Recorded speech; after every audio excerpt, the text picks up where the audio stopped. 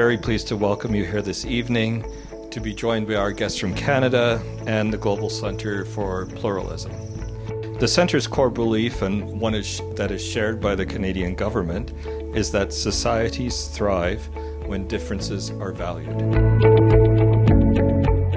Of nearly 500 nominations across 70 countries, Namati Kenya was selected as a winner for our 2021 Global Pluralism Award for their commitment to promoting inclusive citizenship and legal empowerment for marginalized communities and vulnerable groups. These communities, such as Kenya's Muslim-majority ethnic minorities, often face discriminatory vetting processes when trying to access the basic legal identity documents needed for all aspects of life in Kenya. Over the last 2 years now, I've had the opportunity to become very familiar with Namati Kenya's work. I'm constantly inspired by their dedication and their deep passion to help those on the margins of society be agents of change in their own life. Namati Kenya's work offers a really hopeful example of creative and positive solutions that expand the space for inclusion of Kenya's signature diversity. One person is being discriminated. One day you might be that person. We work with communities that have for ages been marginalized, that have not felt as Kenyan citizens, that feel like they are second-class citizens. Access to documentation is key in Kenya. You will only enjoy basic rights if you have an access to documentation. And since you do not, then where do you fall? It's hard to see what you've done for 10 years in front of you. So I'm a bit emotional. I've watched this video like 10 times, but today is different. We teach the paralegals about the law, use the law together, see where is the problem with the law. Is it the practice? Is it the law? And then if the lawyer has a problem, we share with the community how to shape the law. For context sake, vetting is basically a procedure whereby you appear in front of a security committee and prove who you are.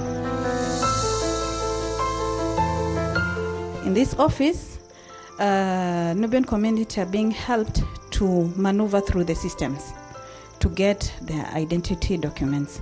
I remember when I was applying, it was really hectic for me. I had to wait for more than 7 months to get my ID. But when NRF started with the help of Namati Kenya and other partners, we started to make empowerment through our community, because what we understood is that government officers take advantage of the community because they don't know what is expected of them and what are the requirements by law. When will the vetting end for a certain generation? For example, my mom has been vetted. I am vetted. Will my child be vetted? Will their children be vetted also? What is the end game for vetting? Reaching 18 years, you get your ID, them they don't get. Several years later, they get married, give birth to kids. You, of course, you have your kids. Your kids get documentation. Their kids lack documentation. By discriminating and vetting the Nubian community, you're exposing them to the risk. The key word is the risk of statelessness. It didn't say that we are stateless. It said we are bona fide Kenyans, but by the fact that you are discriminating us, you are risking the entire community to be stateless. By the fact that you're denying a parent a document, the child could be stateless. The second decision said that by writing on a birth certificate that this is not proof of nationality, you deny all Kenyan children citizenship by birth. It's about time we have that conversation. And Namati, we're just trying to create the platform. We are trying to end marginalization and discrimination.